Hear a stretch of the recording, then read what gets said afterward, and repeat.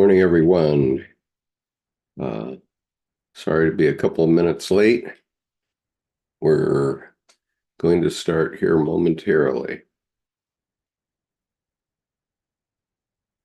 Hello, Susan. Nice to see you. Uh, Going on.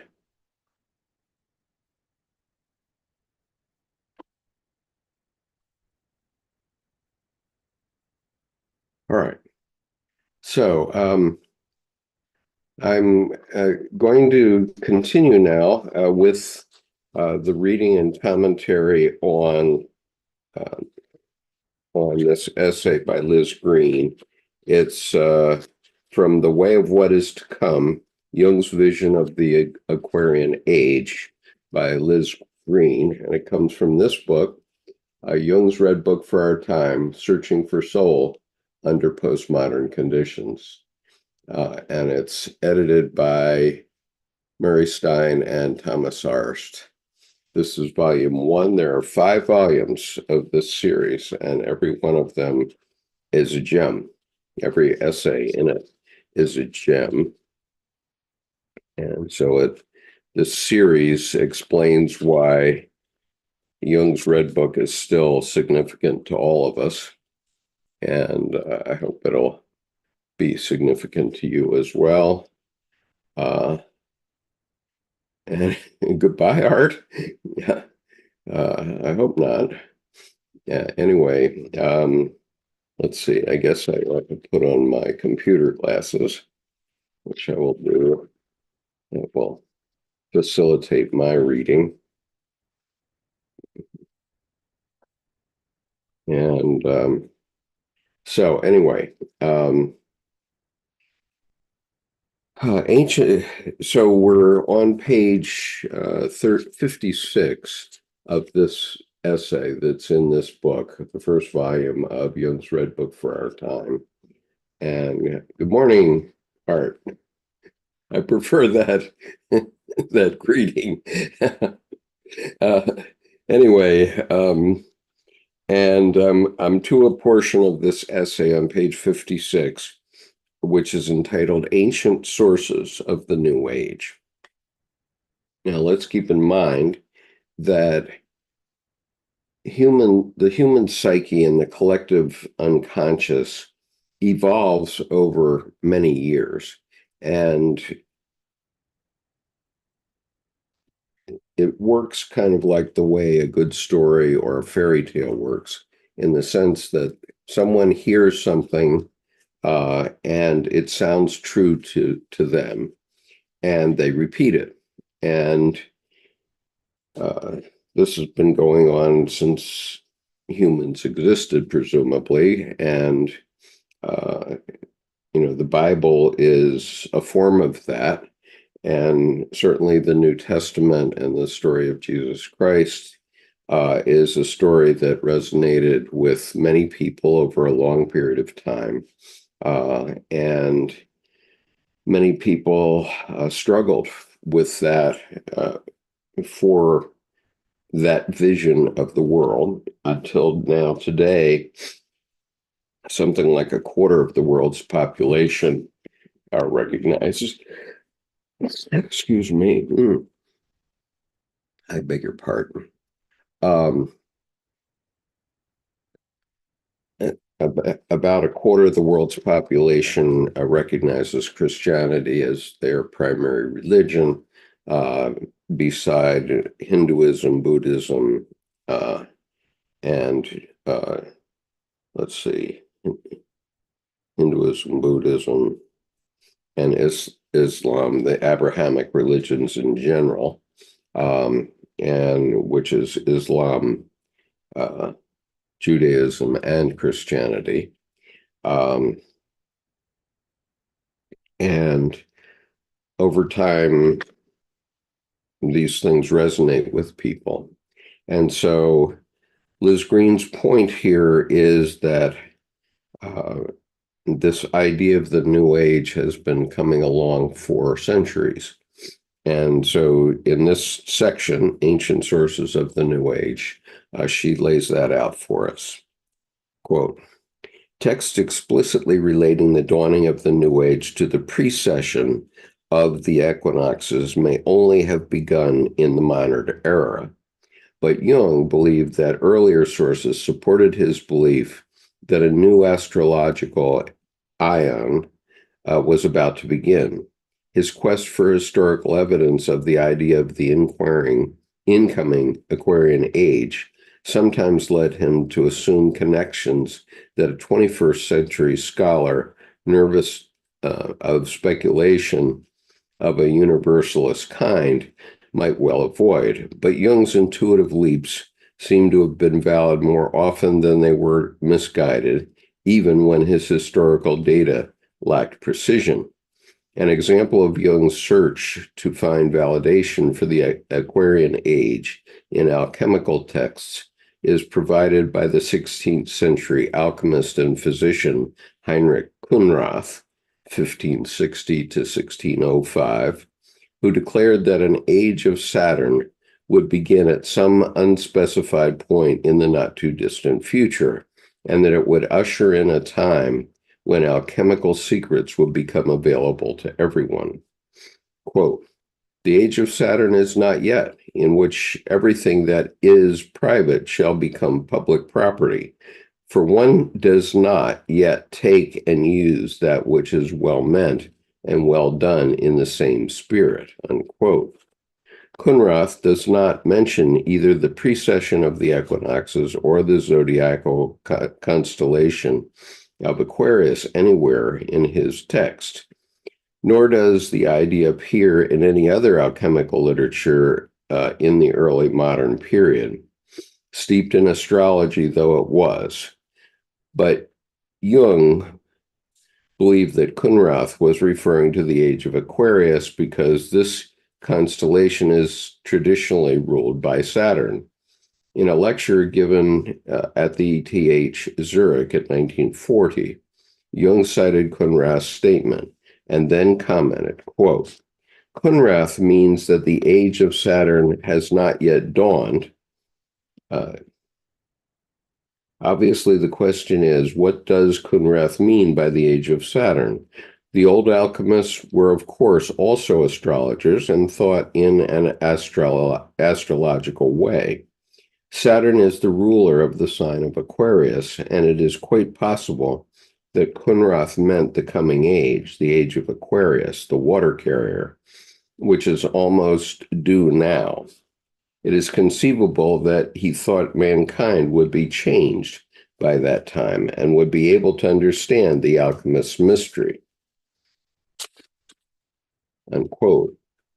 Jung found in this influential alchemist's work what he perceived as evidence of the age of Aquarius would be concerned with revelations of an esoteric and psychological nature, secrets that had either been lost or had never been known, and whose emergence into the collective consciousness would result in an important transformation in human self-awareness. Despite his pessimism about the capacity for global self-destruction inherent in the interiorization of the God archetype, Jung was guardedly optimistic about the psychological potential of the New Age. I'll stop there for a moment.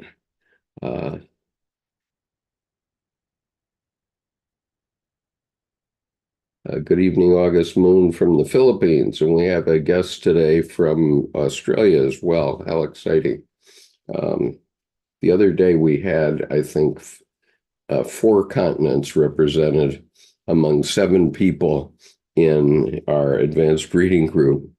Very exciting.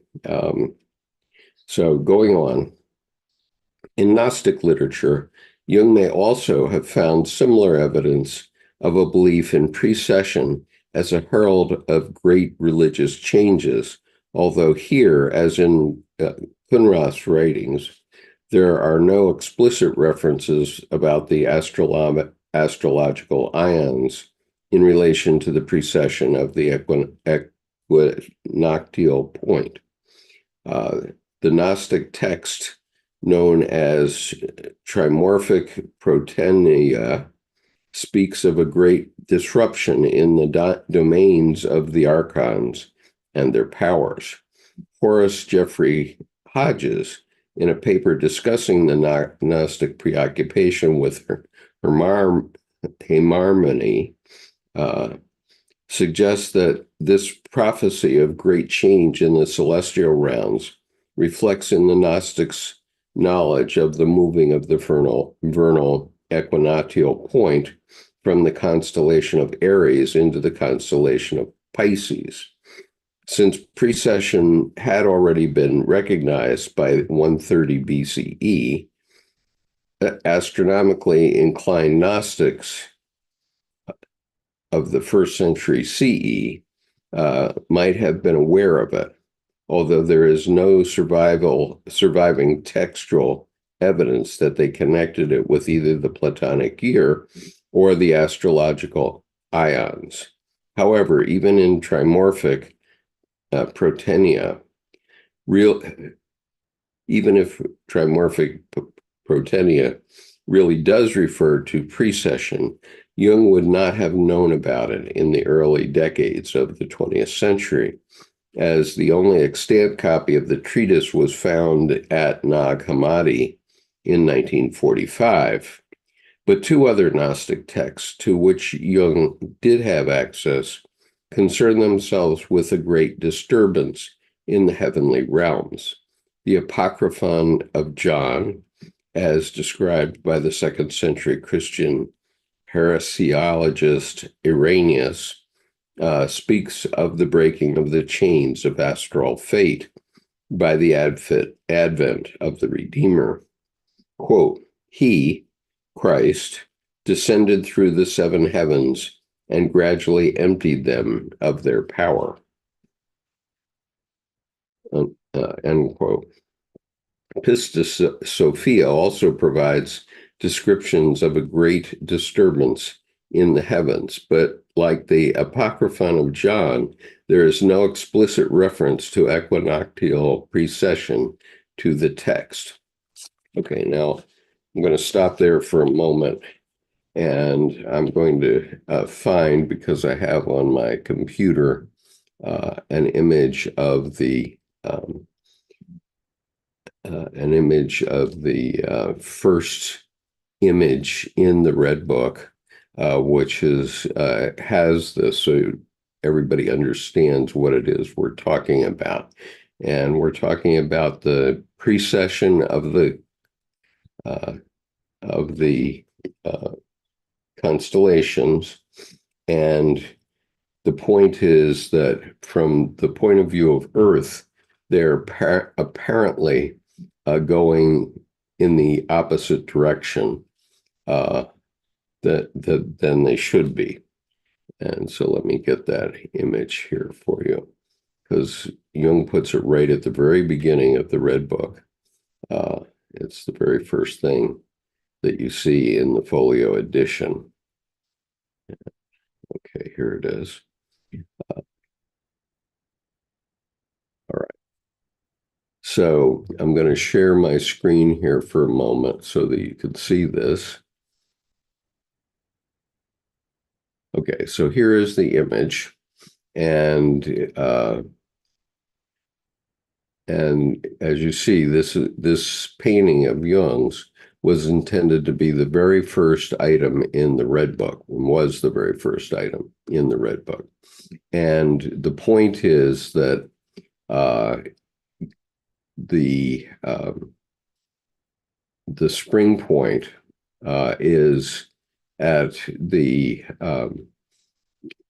is where the sun is, I guess, and this is moving in the opposite direction from what one would expect over a 2150-year period. And so we have been in the age of Pisces, the two fishes, and before that Aries, which is over here. And we are moving into Aquarius, which is where Jung has put his sun here. And so he literally has pointed to it through imagery right in this very first image in the Red Book. And of course, Jung has shown how the snake-like creature, which is both white and dark, gradually works its way up toward the throne of heaven, and he shows a modern for his for his time. This is 100 years ago. A modern city, and beneath it, all the creepy crawlies of the earth and the sea, and above it, the starry heavens. And so he's already done a preliminary pointing to basically his entire psychology in this first image. And you have to sort of follow everything that we've been saying about the Red Book for all these years in order to fully appreciate how beautiful and complete this painting is. But if you haven't seen the folio edition of the Red Book, I urge you to get yourself a copy or get a copy through interlibrary loan so that you can look at it and look at all the images in it, because it's quite remarkable. Okay, so let's see what thoughts that may have stimulated. And morning, Dionysus. And so I'm going to continue on.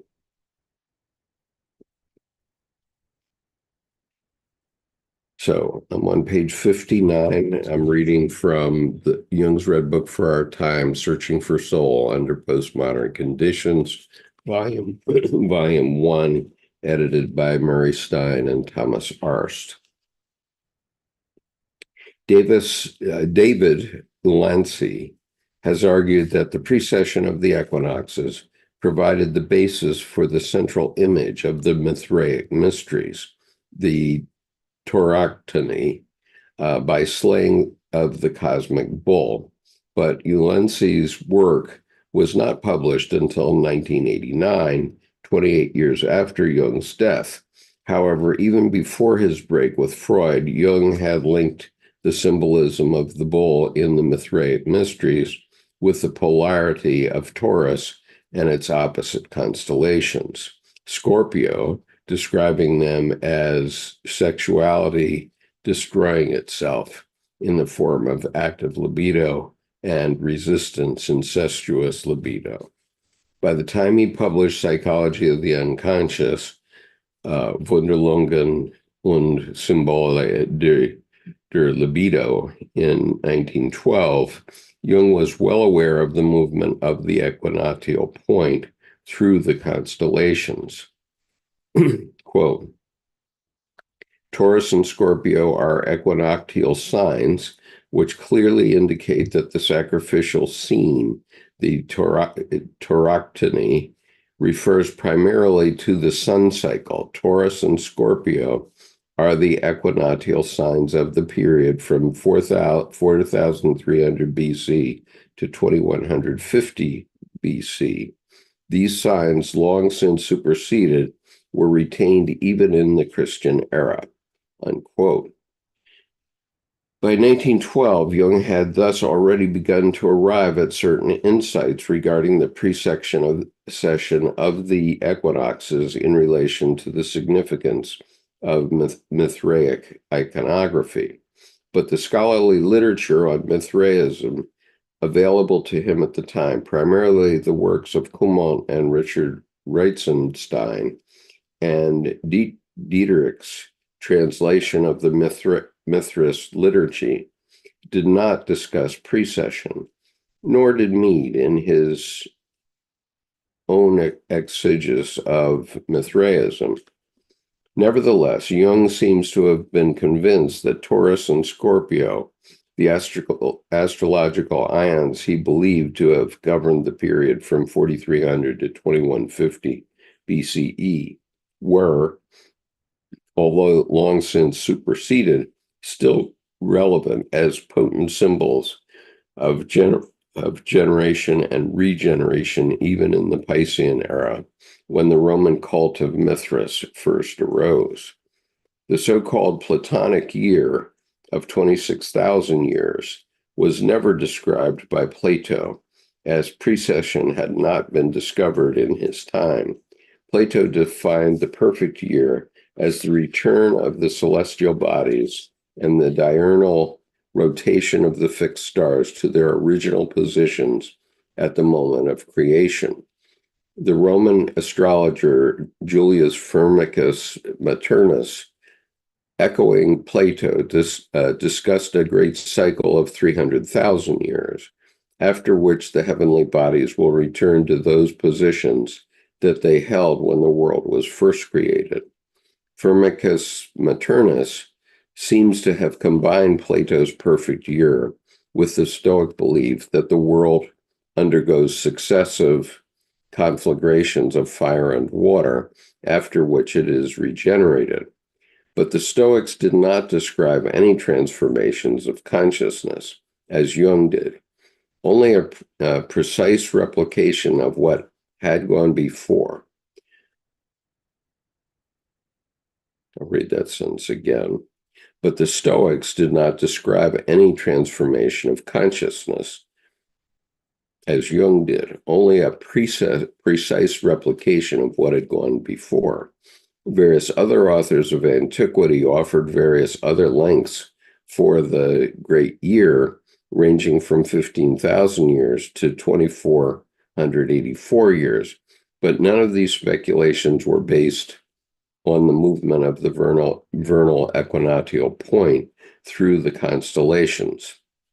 Although Jung was familiar with Firmicus Maternus' work, as well as that of many other ancient authors, it was in modern astrological, theosophical, and occult literature that he found inspiration for his own highly individual interpretation of the Aquarian ion.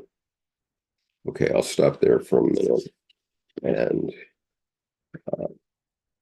so what I was reading about ancient writings about the New Age is that Jung believed, and this was kind of fundamental to Jungian psychology, we live in two worlds. A fool lives in this one or that one, but not in both. And so in any case, Jung believed that the stars in astrology also exist in the psyche, because they have basically been burnt in by thousands of years of astrological observations going back well before the Christian age. And so his point is that what astrologers are describing is not the physical constellations as they appear in our heavens in the physical world, as viewed from Earth only, obviously. But they were constellations, the same constellations, but they had meaning in the human psyche and in the collective unconscious. And so people were talking about them back and forth for thousands of years. And I can offer a proof about this from Chinese culture and the Chinese zodiac, which is also has 12 periods in it. And so just if you look at the Chinese zodiac, they refer to people who are born in the year of the dog or the year of the snake, and every year changes, and the cycle changes every 12 years. And some of the cycles are in the 12-year cycles, but they're 60 years apart. So, for example, this year is the year of the dragon in Chinese philosophy, but it's specifically the year of the wood dragon. And I actually have a wood dragon here around my neck, which was given to me by a friend some years ago. And I wear it as a talisman when I go to school. And I brought it today to show you. But it's the wood dragon.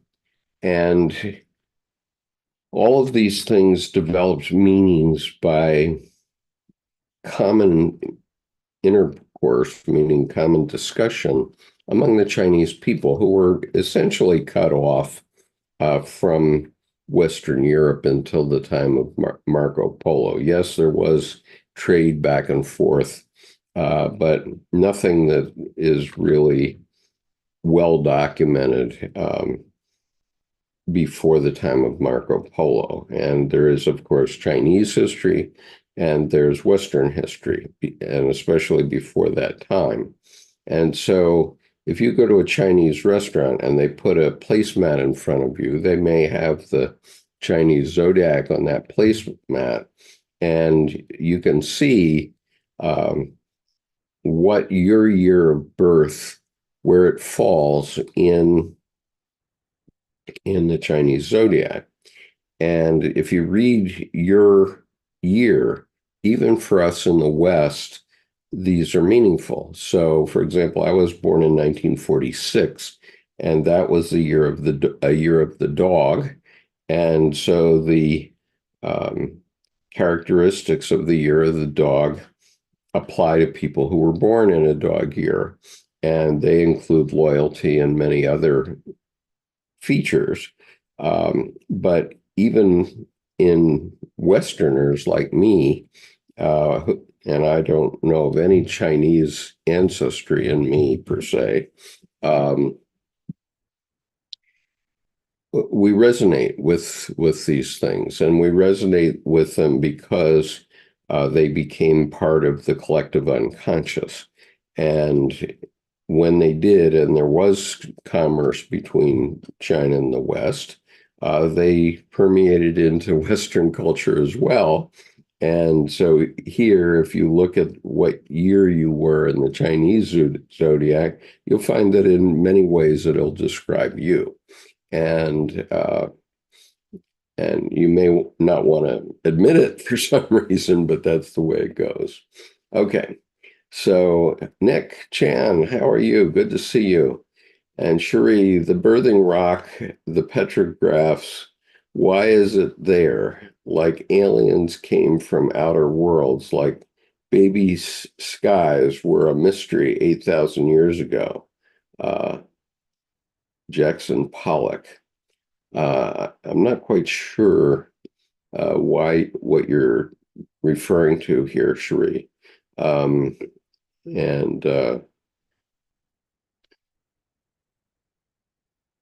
I just don't know what you're talking about, the petrograph and why is it there. So if you want to enlighten me further, we'll try to discuss it. But until that time, I'm going to continue. All right. So the next section of this essay, which is the essay in its fullness, is by Liz Green, a famous American Jungian analyst and astrologer, is entitled The Way of What Is to Come, Jung's Vision of the Aquarian Age. So here she's talking about new sources for the new age. Jung's unique understanding of the meaning of Aquarius as the constellation of the incoming ion is not traceable to any ancient or medieval source. His chief perception of the Aquarian ion rested on the idea of union of the opposites, the interiorization of the God image, and the struggle to recognize and reconcile good and evil as dimensions of the human psyche. Quote, "We now have a new symbol in place of the Piscean fish, a psychological concept of human wholeness. Unquote. In a letter to Walter Robert Corti, written in 1929, Jung prophesied a time of confusion preceding the new consciousness. Quote, "We live in the age of the decline of Christianity, when the metaphysical premises of morality are collapsing. That causes reactions in the unconscious, restlessness, and longing for the fulfillment of the times. When the confusion is at its height, a new revelation comes, i.e., at the beginning of the fourth month of world history." Unquote. The fourth month of world history is the Ion of Aquarius. World history in Jung's context began with recorded history in the Ion of Taurus, which Jung believed had occurred between 4300 and 2150 BCE. The imminent collective transformation will, in Jung's view, require a long and potentially dangerous process of integration, as it must occur in each individual. The Red Book, with its opening image of the movement of the equinoctial point into Aquarius and its frequent references to Phanes Abraxas, the androgynous dark light god of the new Ion, might be understood as a highly personal narrative of precisely that integrative process within Jung himself. Jung's interest in Nietzsche's work is likely to have contributed to the idea that the celestial water bearer, one of only 3 zodiacal images bearing a human form, might be a symbol of the Übermensch, the beyond man who transcends the opposites. Nietzsche's conviction that humanity was progressing toward a goal that lay beyond good and evil hints at the idea of the fully individuated human being whom Jung hoped would emerge in the new Ion. But Nietzsche never associated his Übermensch with Aquarius. An obvious modern source for Jung's expectations of a transformation of consciousness based on the precession of the equinoxes might seem to be the Theosophists, who certainly promulgated the idea of an imminent new age. Blavatsky was familiar with authors such as Higgins and Massey, but she did not equate her new age with the entry of the vernal equinoctial point into the constellation of Aquarius, preferring to use what she referred to as the Hindu idea of cosmogony, the concept of the yugas, combined with certain fixed stars in relation to the equinoctial point. According to Blavatsky, 12 transformations of the world will occur following a partial destruction by water or fire, a lift from the Stoics, and the generation of a new world with a new 12-fold cycle.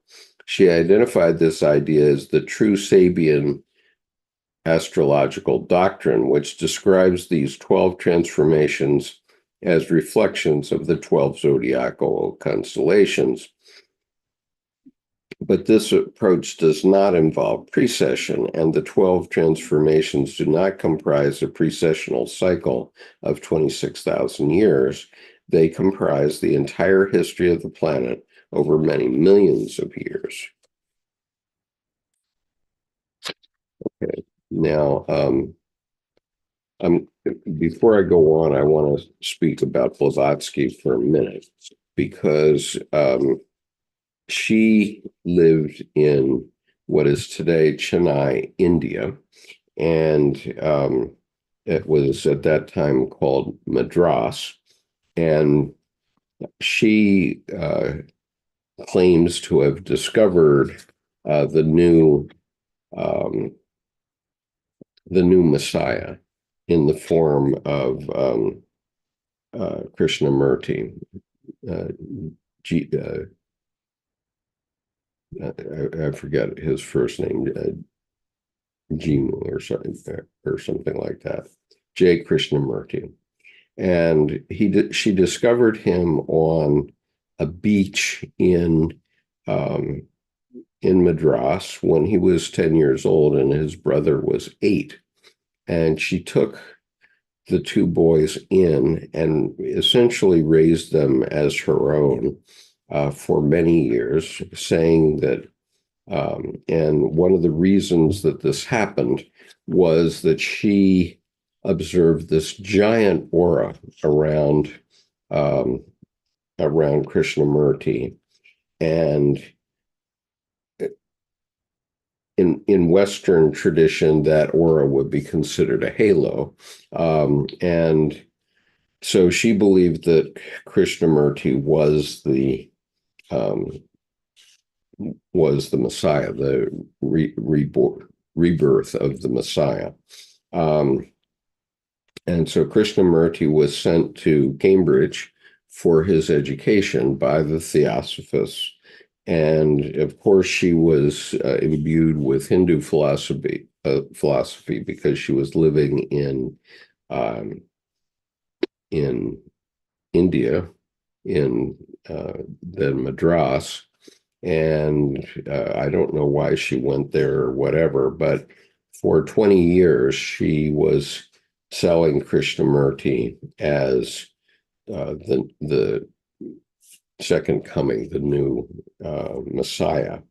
And she gave him this wonderful education in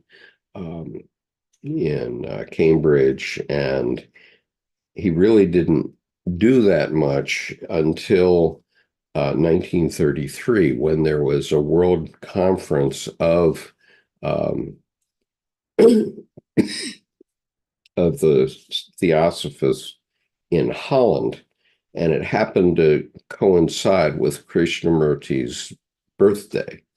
And so on Krishnamurti's 33rd birthday, he was to be declared the new Messiah by the Theosophists. That was the plan. And it came his time to talk at this event, and he stood up and said, "Well, I'm not a Messiah, and I don't want any followers." And the result of that declaration from Krishnamurti is that he had followers for the rest of his life, and in their millions. And during World War II, Krishnamurti came to California, to Ojai, California, and he created a small community there, which to this day is an existing community with a library dedicated to Krishnamurti. And he was an amazing philosopher and individual. There's no doubt. And he had observed before he was 33, that he was no more special than any of the rest of us. We're all sons and daughters of God. And that is one of the realizations of Jungian psychology. And so many people don't like it, particularly devout Christians claim that only Jesus is the Son of God. And,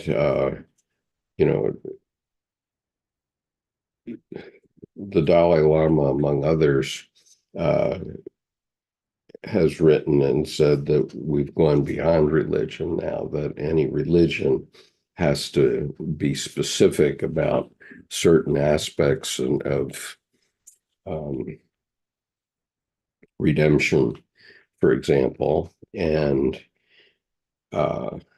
once your true realization comes that this is the case, then even if you think you're God, you're not, but you recognize those aspects of your personal psyche that might lead someone who is not well balanced to believe that they're Jesus Christ or they're the reincarnation, the second coming.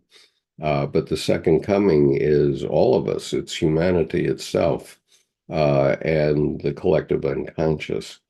So I'm going to read some of these comments on the YouTube channel. Susan asked, Cherie, that seems really interesting. Could you simplify? I'd like to know what you're asking too, mate. Susan is in Australia, and Cherie says, landscapes from the American West.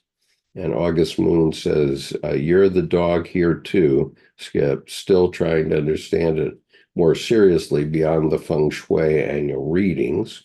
And Cherie says, shamans, artists go to the dream world. Art was to change them. American rock art, abstract art, ancient. Pollock family ended up in the City of Angels in Los Angeles, that would be. And Cherie mentions J. Krishnamurti, who I was discussing. And she says, I've been to Krishnamurti's library in Ojai, California, many times after his death in 1986. The first time I heard Krishnamurti was at Carnegie Hall in New York City. Oh, my heavens, you really did connect with sort of the source, because Krishnamurti was an amazing philosopher. He was actually a Hindu and never eschewed his Hinduism, so far as I know. But he had an incredible following for his whole life.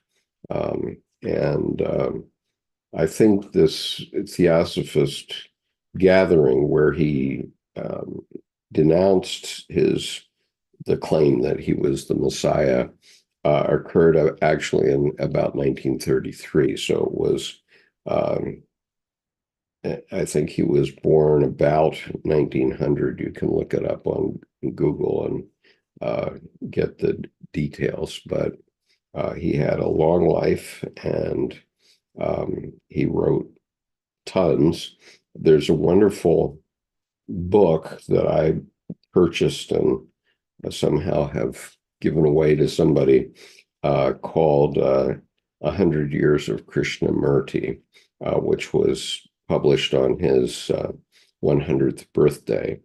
And it is an amazing volume and made me a Krishnamurti devotee for life. I was actually doing a lot of traveling to India and to Chennai at that time. And so it really rang true to me. Cherie says, I have all of his books. Terrific. Okay.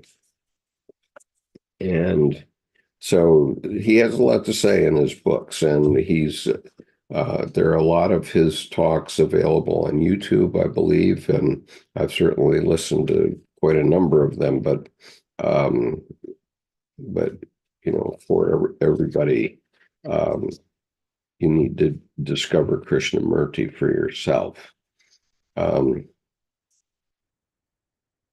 Okay, continue on now. I have to figure out where I am.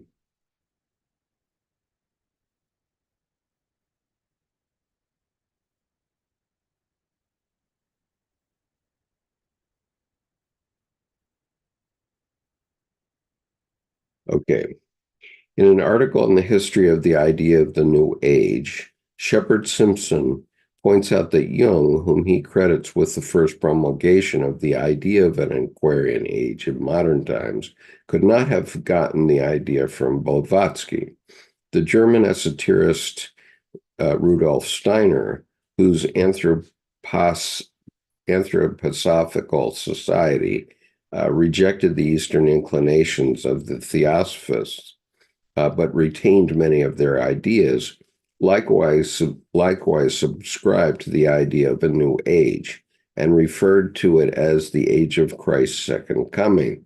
But this new age, which in Steiner's view began in 1899, is not Aquarian. Quote, there is much talk about periods of transition. We are indeed living just at the time when the Dark Age has run its course and a new epoch is just beginning, in which human beings will slowly and gradually develop new faculties. What is beginning at this time will slowly prepare humanity for new soul faculties, unquote. These new soul faculties do indeed belong to the Aquarian age, but they are only in preparation.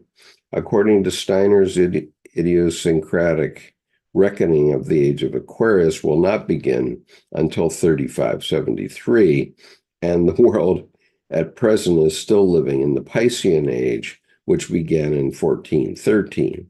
Steiner wrote extensively about the problem of evil. Like Jung, he believed evil to be a reality rather than a mere deprivation of good, which is what the Catholic Church believed in its concept of privatio boni.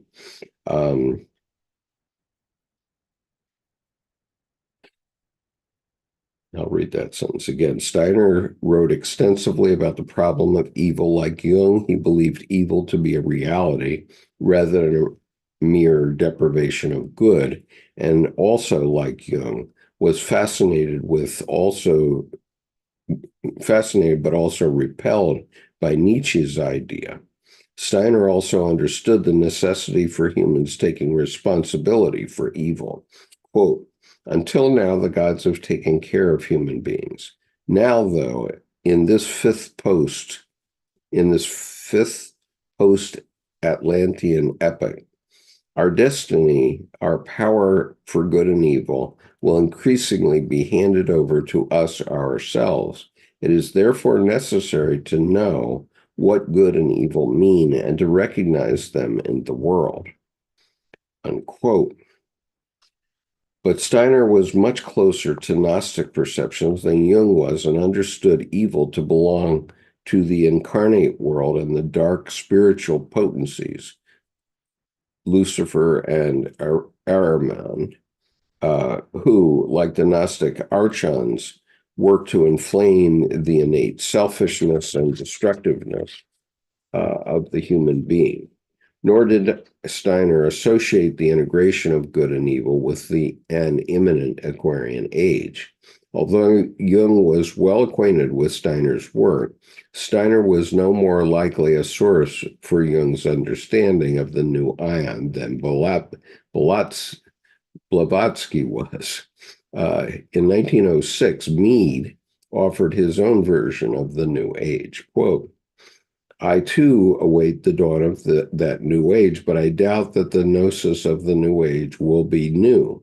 Certainly it will be set forth in new forms, for the forms can be infinite.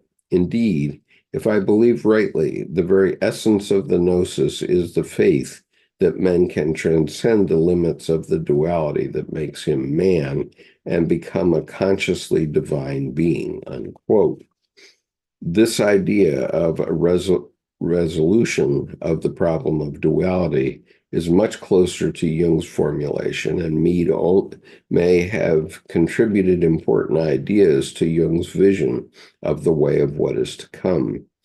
In Ion, Jung elaborated on Mead's description in a psychological context. Quote, the approach of the new Platonic month, namely Aquarius, will constellate the problem of the union of opposites.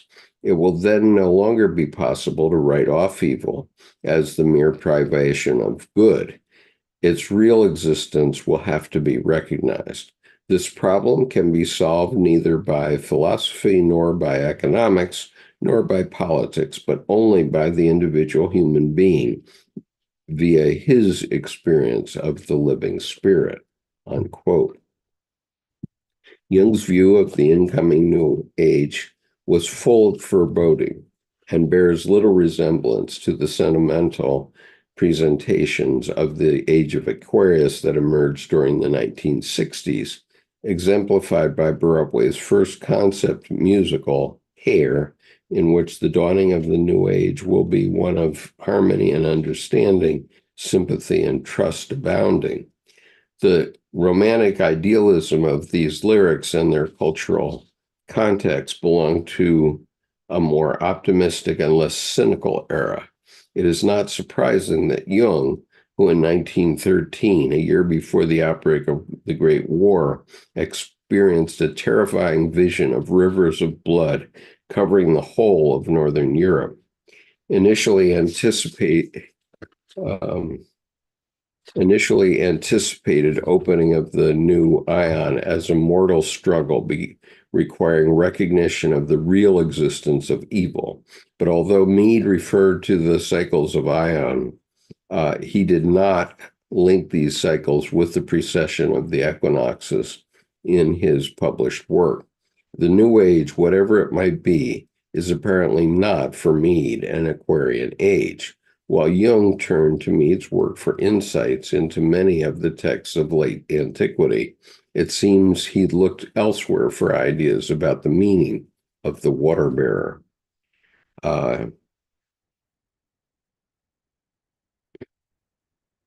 Two much likelier sources for Jung's ideas about the age of Aquarius were the two theosophically inclined astrologers who provided Jung with much of his knowledge of astrology, Alan Leo and Max Heindel. Leo embraced Blavatsky's idea that humanity was at the midpoint of its millennial-old revolutionary cycle. But as an astrologer, he could not ignore the significance of the precession of the equinoxes, and he directly associated the new age with the constellation of Aquarius. In Esoteric Astrology, first published in 1913, the year that Jung began work on the Red Book, Leo declared, quote, "I am actuated by the primary motive of expressing what I believe to be the true astrology for the new era that is now dawning upon the world," unquote.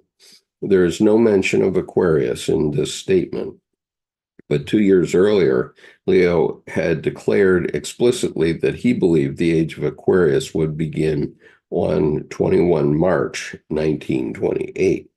Leo did his best to reconcile Blavatsky's idea of the Hindu yugas with precession, but his conclusions were, in the end, closer to Jung's.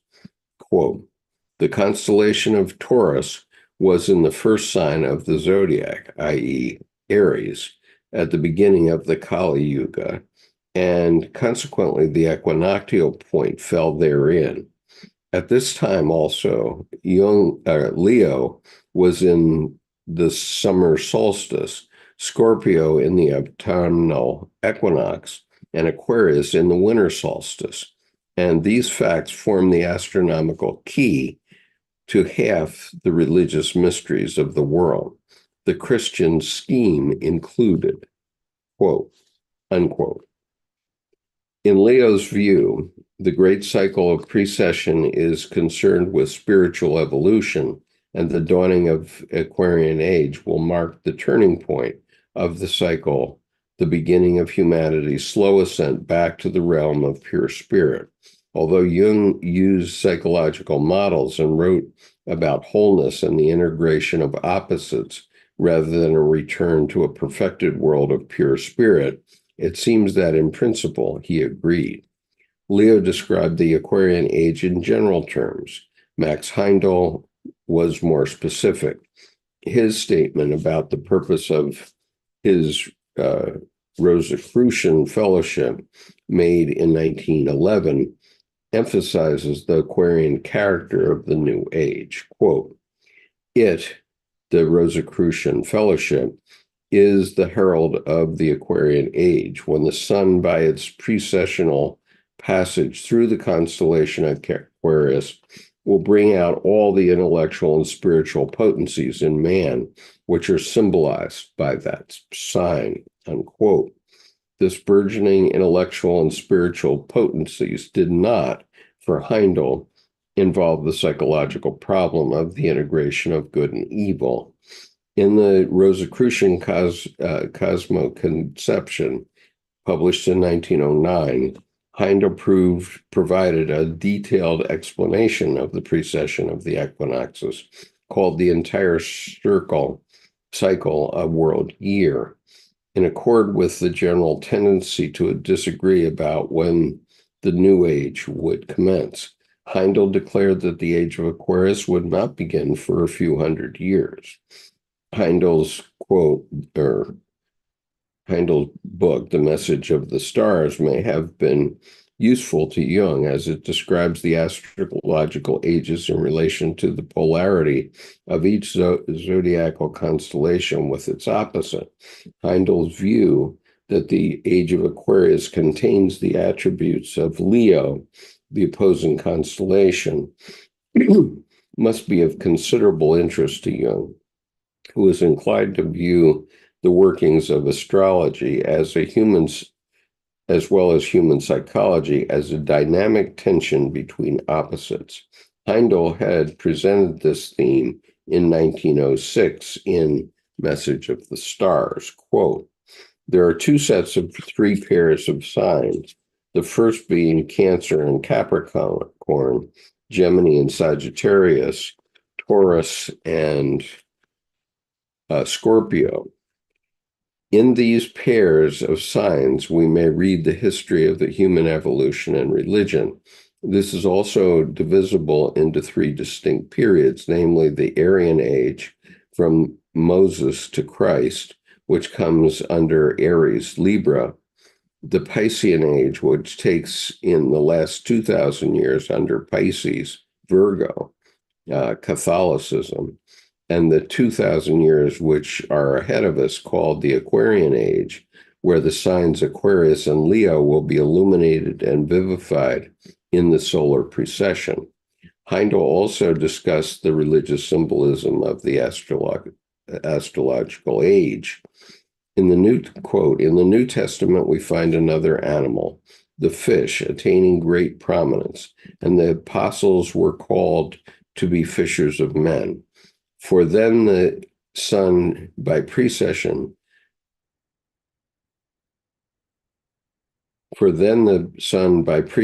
was nearing the cusp of Pisces, the fishes, and Christ spoke of the time when the Son of Man, Aquarius, shall come. A new ideal will be found in the Lion of Judah, Leo. Courage of conviction, strength of character, and kindred virtues will then make man truly the king of creation, unquote. Heindel's Son of Man, with his leonine courage and the strength, abounds with echoes of Nietzsche's Übermensch. Jung, like Heindel, developed the idea that an astrological age reflects the symbolism of two opposing constellations, but he was not as optimistic as Heindel about the new ion. Jung did not assume the union of opposites to be smooth passage into a higher and more loving stage of spiritual consciousness, as did the Theosophists and the New Age proponents of the late 20th century. He saw a new advance in human development, but he viewed the transition into the Aquarian age as a dangerous time fraught with the human potential for self-destruction. In a letter to Father Victor White, written April 1954, Jung stated that the shift into the ion of Aquarius, quote, means that man will be essentially God and God-man. The signs pointing in this direction consist in the fact that the cosmic power of self-destruction is given into the hands of man, unquote. With even more overt pessimism, pessimism. He wrote a year later to Adolf Keller, quote, "And now we are moving into Aquarius, of which the Sibylline books say, Lucifere virus accidentit, Aquarius acre," meaning Aquarius inflames the savage forces of Lucifer. And we are only at the beginning of this apocalyptic development, unquote. In light of the history of the 20th century and the opening decades of the 21st, it seems that Jung's dark prophecy was uncomfortably relevant. Okay, that's the end of that segment of this article. I'll now look back and see what you've had to say about it.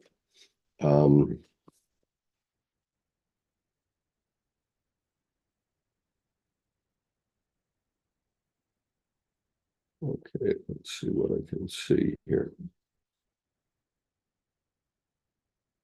August Moon says, and I will look up Krishnamurti. I'm new to these things, though been interested about Jung's school of thought. My being here now is either due to synchronicity or simply a YouTube algorithm, or both.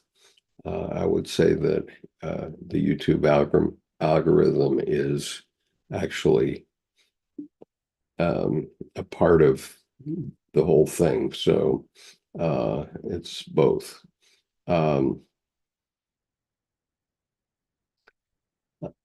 August Moon's continuing. I'm Catholic of a more progressive tendency, so it's interesting.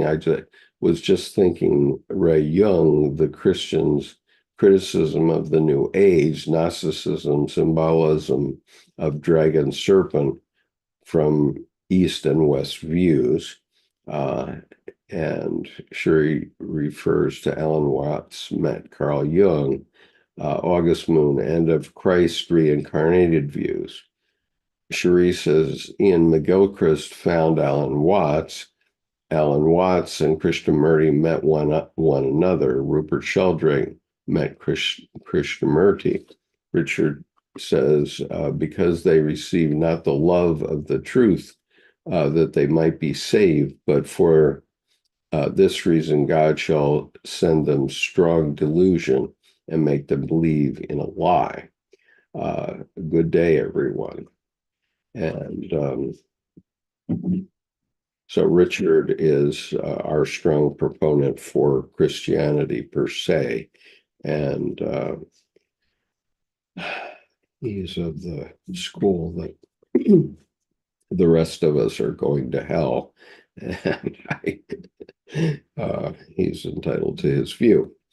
So Shree says, David Bohm was Professor Emeritus of Physics at the University of London.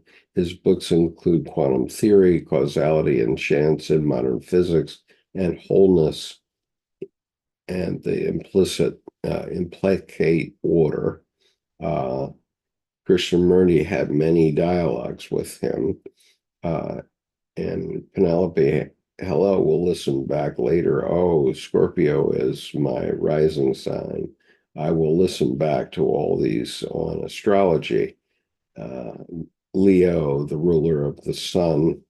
Kathy Kerr, hello, Richard. Hello. And Penelope, Lucifer in astrology is the bringer of light. And Kathy,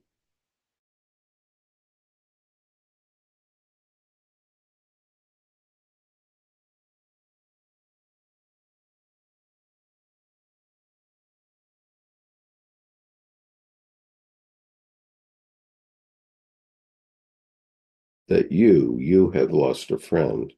And Lisa says the darkest hour is always before the dawn. And Cherie, both Dionysus Eos Phoros, not a good one either. And Cherie, cuneiform writings began when and on what?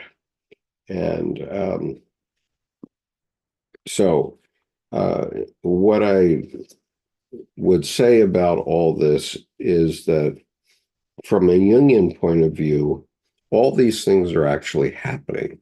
Okay, the psyche is real. And Jung says this explicitly in paragraph 751 of Answer to Job. The psyche is real, um, otherwise it was the uranium itself that caused the lab equipment to create the atom bomb. And so we have now learned how to destroy the earth that we human beings were given. And it behooves all of us to explore how these forces, and I will call them forces, are shaping our world because evil does exist. Very clearly it does. We see it manifest in the United States in our current affairs right now. And and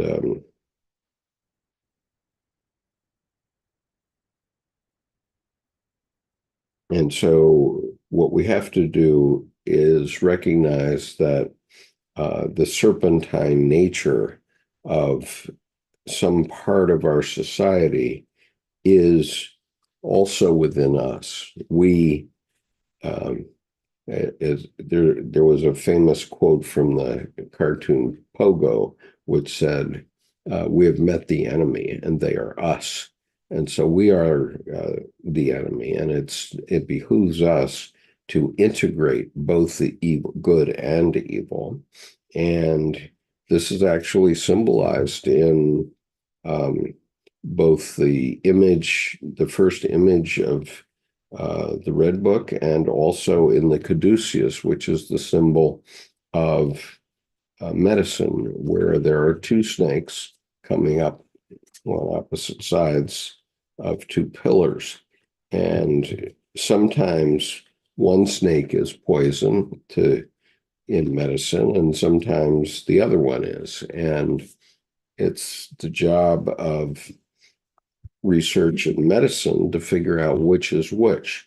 So we hear this every day in our advertisements. We have, we probably hear 100 to 200 advertisements for some sort of medication every single day on television or on the radio.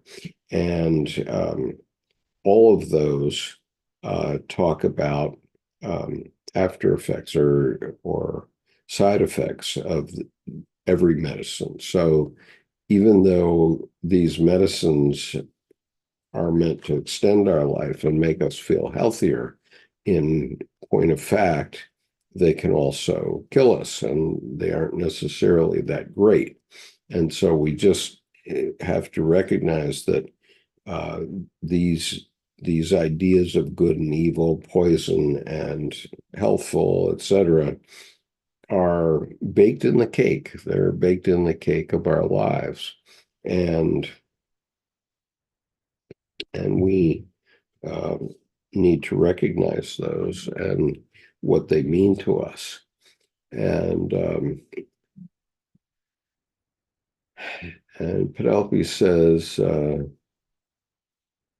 I lived opposite Rupert Sheldrake for 12 years. His house and garden was the back of mine, or joined. 12 years in Hampstead, and I saw him in his garden. And Avant-Garde says, Penelope, wow, really? Yes. Penelope, interesting. The main astrology line through Hampstead is Neptune. It's filled with a lot of artist types and wealthy people, like people, the snake deciphering which is which. And Cherie, the Kennewick man fossils were found where? What a beautiful story that is, how science and Native American Indians were blessed. And August Moon, yes, which is which and what is context. And Penelope, sometimes the poison is the antidote, absolutely. And Penelope says, I'm rebaking my cake. Absolutely. We're all rebaking our cake. That's why we're here, I think. Yeah, at least I will take that position and possibly be found correct on that. And August Moon says, baked in the cake of our lives makes the truth sound much easier to swallow. Yeah, it's all baked in the cake. And, um, the point is, um,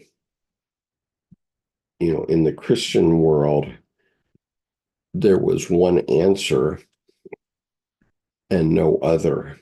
And if you didn't follow that answer, you stood to be burned at the stake or killed in some other unceremonious manner. Even Galileo Galilei was found guilty by the Inquisition in Rome and lived out the last 4 years of his life in exile, but nonetheless, during that 4 years, invented two other religions, one of which is quantum mechanics. And so there's a lot going on, and Galileo wasn't allowed to look through a telescope again. That was one of his penalties. And it didn't matter much anyway, because he had already blinded himself by staring at the sun through a telescope, which isn't very healthful, as we know. Yeah, let's see. August Moon said, baked in the cake of our lives makes the truth sound much easier to swallow. Rebaking my cake these days. We're all rebaking our cake every day. When we wake up in the morning, we pour the new batter into the cake pan and we bake it all day. And if we're lucky, we don't choke on the cake at the end of the day.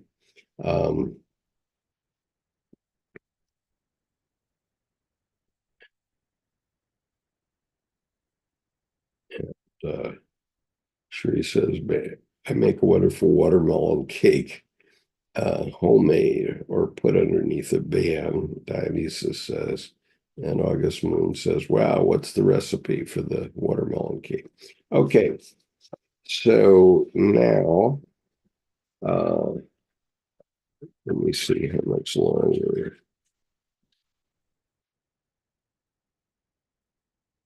Okay.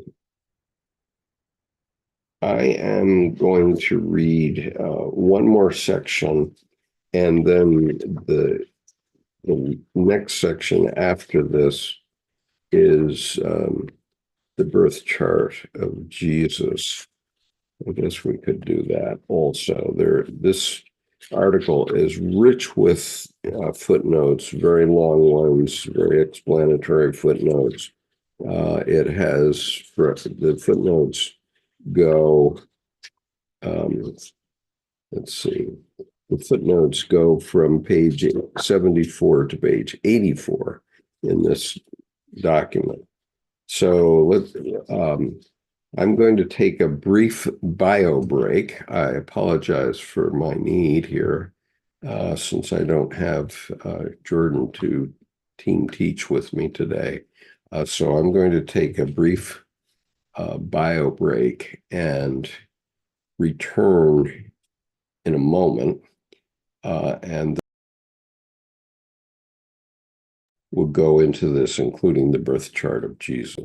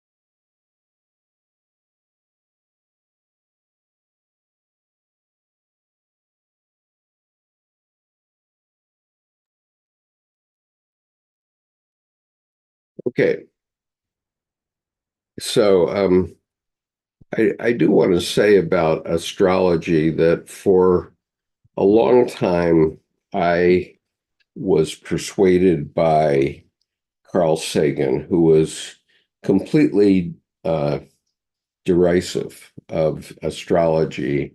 He said every newspaper astrology thing will get it right twice a year. And so the people who believe in astrology get convinced by that twice a year.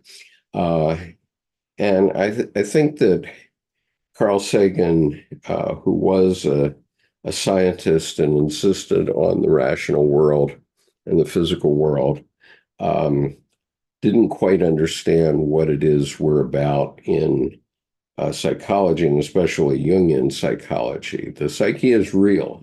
We all have a psyche. We all have things that we imagine, and it's and astrology. I've come to know does work. I have an astrology uh, website that sends me my astrology for the day, and it's called Astrology Answers. And I find that it hits me bang on almost every day. And and it's uncanny how it works. And of course, Jung liked to use this term uncanny. And so, what I would say to anyone who may be listening to this now or in the future is that you might want to re-examine your views about astrology, because both astrology and the tarot do make connections with you in your psyche. And uh, for the most part, I find that those can be beneficial to you. And this is why years ago, Jordan Hoggard and I did a couple of year-long series on reading the tarot. And before that, I had already done uh, a solo interpretation of the tarot. And so both of those series are available here on this YouTube channel. And you can find them in the playlists, I think. And so I am not an expert on astrology, I admit it. Penelope Ryder, who's here today, is an astrologer, an evolutionary astrologer precisely, and a professional hypnotist. And she convinced me a while back, I mean, years ago, several years ago, that certain aspects of the astrology are definitely real. And obviously, Jung believed it, and I now believe it entirely. And so I urge you to, just start paying attention to an astrology column in your newspaper or whatever it is. And you may find another source or go to an astrologer, professional astrologer. And Penelope likes to do that work if you're interested in that. And she's done my birth chart among others. And it's truly uncanny what comes up from those things. And so what I can say to you is that while I didn't become an expert in astrology the way I did in the tarot, both systems do work, and they work in the psyche. They're not part of the physical world per se, but they may cause you to understand things that you didn't understand before. And in a very simple illustration, of what I'm talking about is the idea of flipping a coin to get the answer to a yes/no question. Should I marry so and so or not? Or whatever they are, and um, and the way it needs to be done is you pick your question, whatever it is, and you flip your coin. And if you get, let's say, tails, and you called tails and you're happy about that, then you go with that answer. But if you flip the coin and say, oh my God, I want the best 2 out of 3, then you know your answer too. You don't have to flip it again. And you don't have to do best 2 out of 3. If you're not happy with the first flip, and your psyche tells you that, and you'll know that by whether your psyche says, well, I want the best 2 out of 3. You know that the answer your psyche wanted unconsciously, is on the other side of the coin, and you should follow that, because it's telling you, you're feeling that viscerally, what the answer is for you. And it's not always the same answer for everybody, but I find that this method of flipping the coin actually works. And so with astrology and with the tarot, when you hear something from an astrologer and you deny it, then maybe it's not true for you. But if it resonates with you, if you feel viscerally that, yeah, this is what's happening to me and I feel it, then you get what my point is, which is, some people, people like Carl Sagan, God bless him, he was a great astronomer, but he was a rationalist who did not accept the psyche as real. But the fact is, the psyche is real. And Jung, when he was writing Answer to Job in the mid-50s, had to explicitly say that in Answer to Job, because so many people still didn't understand what he was saying, that the psyche is real. Uh, and so anyway, and Susan says, oh yeah, the birth chart of Jesus, that would be informative, I reckon. What do you all think? I'm looking forward to that. And August Moon says, birth chart of Jesus, interesting, by Kathy. By Kathy. No, Carl Sagan did not, but I did love it to listen to him as a child, surely. And I loved him for many things, including the pale blue dot, not the least of which he talked about. But sometimes people can be wrong-headed about these things, and when rationalists insist on everything being in the physical world, they're simply wrong. We live in two worlds, and they're both this one. And so we have to understand that and try to understand what's going on in our unconscious.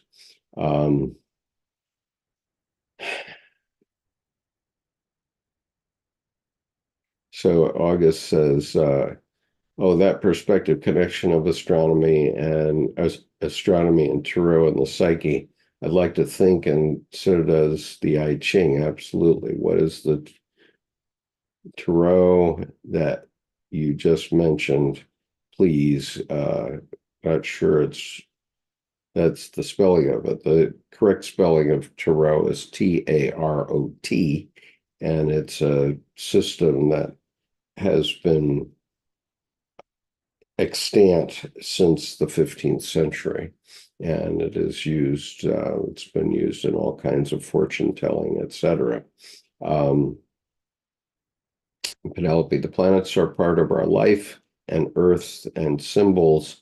And we have Pluto Capricorn, one more hit this year. around election time. Then it will go into Aquarius for 20 years. Astrology is.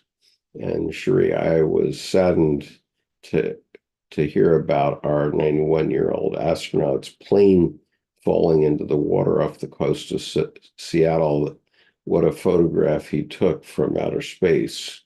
Air Force pilot. This was Bill Anders, who died this past week, and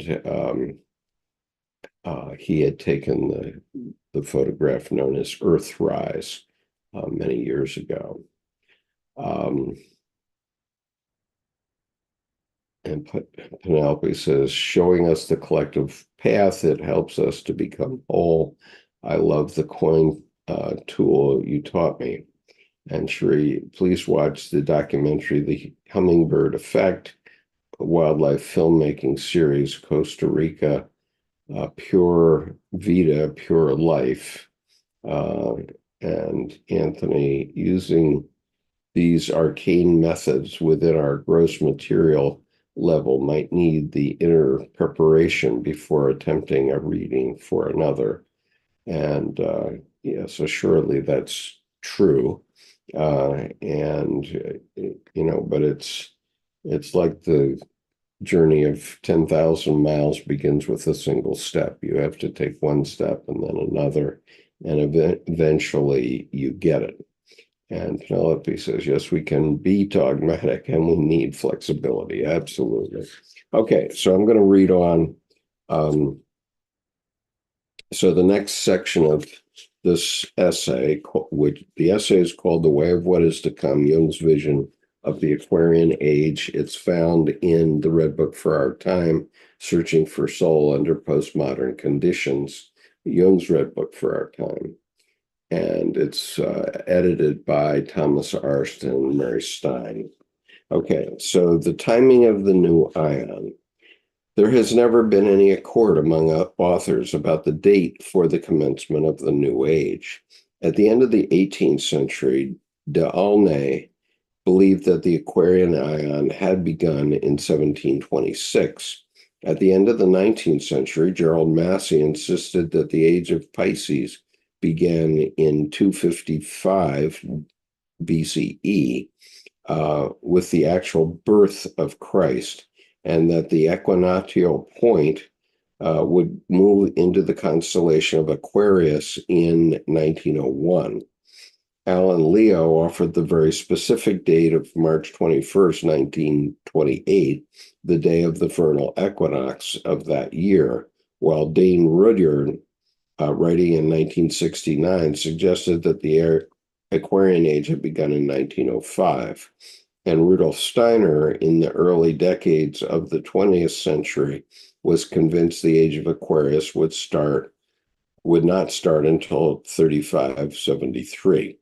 And I just observed that this idea of the Aquarian age starting in 1905, that was the year that there was a major crash on the stock market. J.P. Morgan stepped in and saved the federal banking system at that time. And so it was the beginning of a lot of cataclysmic events that occurred throughout the world during the 20th century. And so obviously we had World Wars I and II, and then all of our wars since then. Or not all of them, but all of them of the 20th century were pretty bad, and plenty of crashes too. Jung was initially equally precise and equally independent about the date on which the new ion would begin. August 1940, he wrote to H.G. Baines, quote, "This is the fateful year for which I have waited more than 25 years. The 1940 is the year when we approach the meridian of the first star in Aquarius. It is the premonitory earthquake of the new age." And of course, he was writing right at the beginning of World War II, which began for most people in Europe on September 1st, 1939. Of course, for Americans, it didn't begin until December 7th, 1941, but the war had already begun 2 years before. So hold on to your hats, everybody. Um,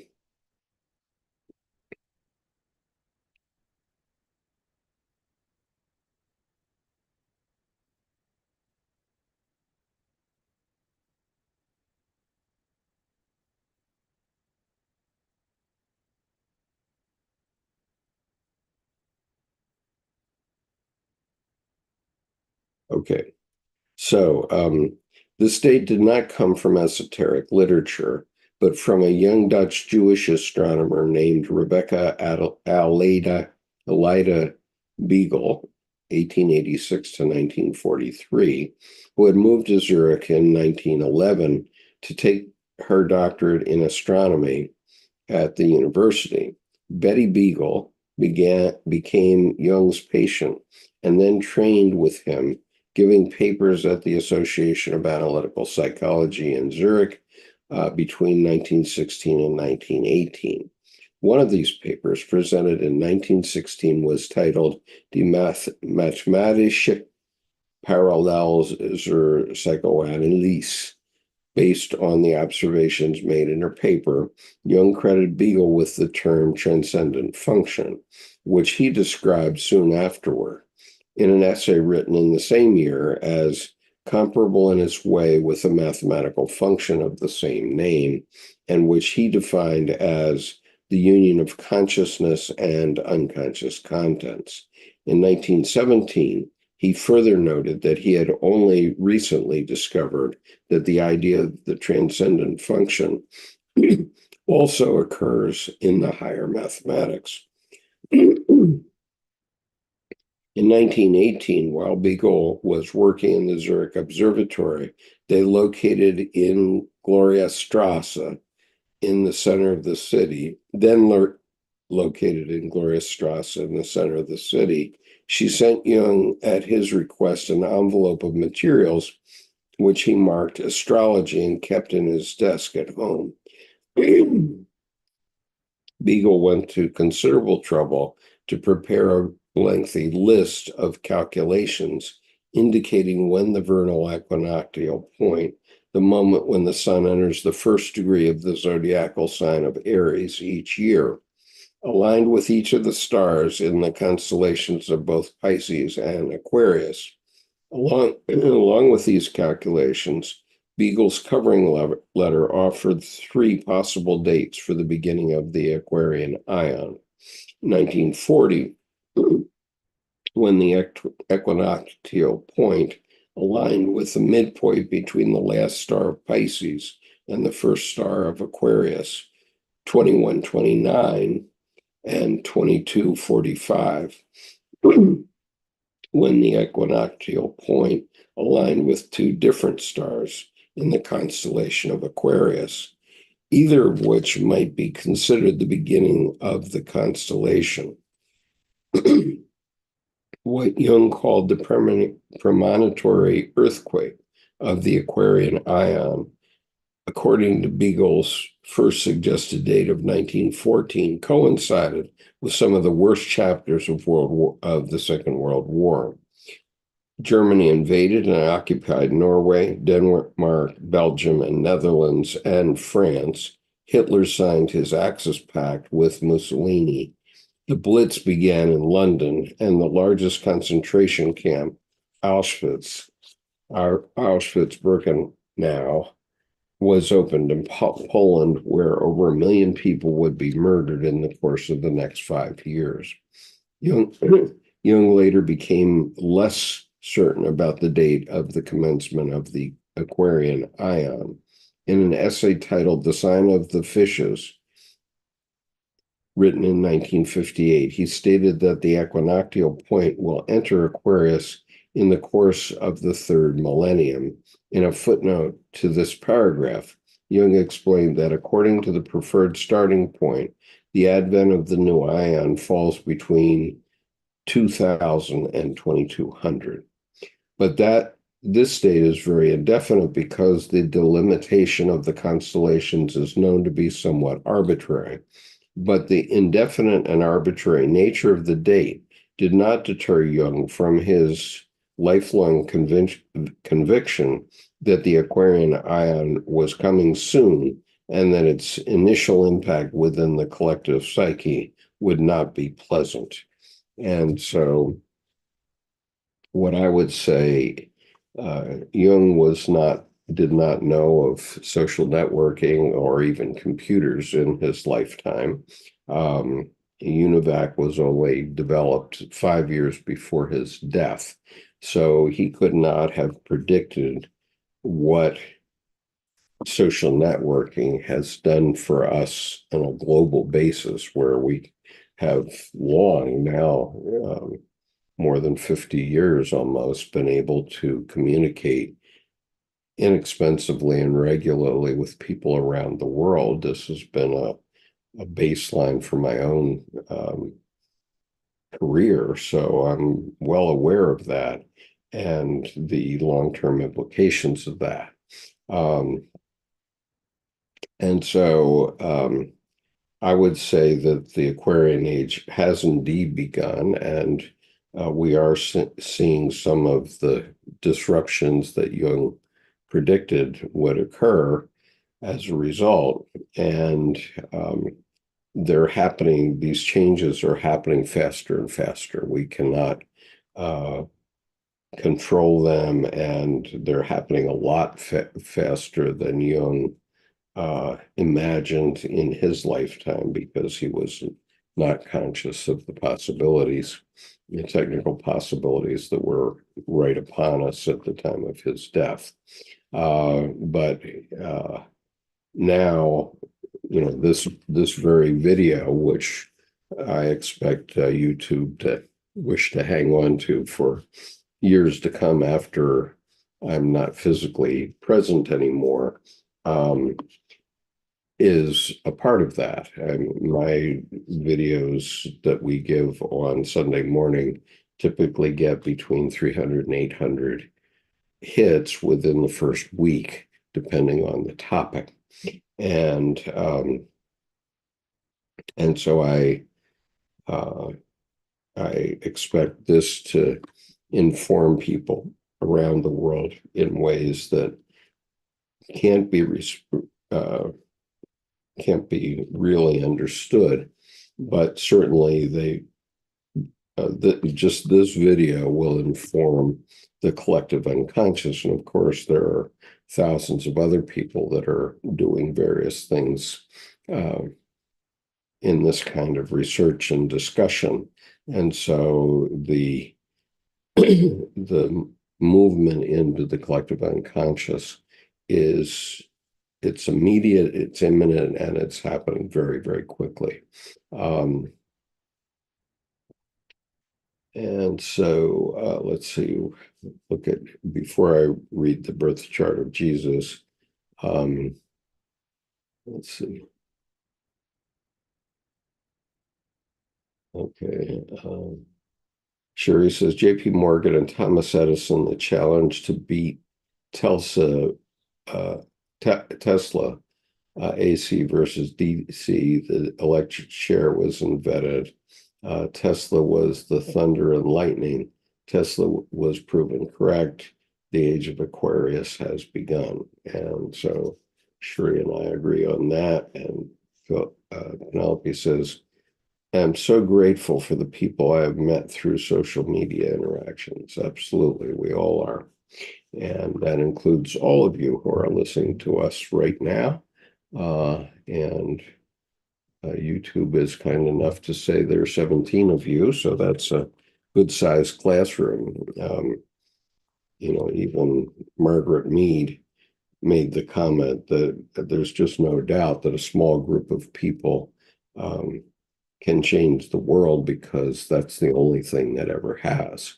And if you look back on your history, you'll find that this is the case.